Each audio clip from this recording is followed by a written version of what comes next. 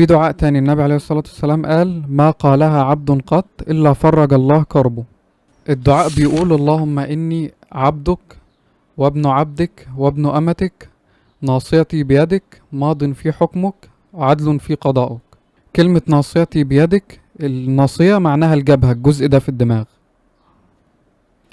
في الطب لما صوروا دماغ الإنسان بأجهزة التصوير بالرنين، لقوا إن الجبهة فيها الفص الأمامي من الدماغ، والفص الأمامي من الدماغ ده هو المسؤول عن اتخاذ القرارات وعن ردود الأفعال وعن التفكير وعن الحماس والكلام والانفعالات.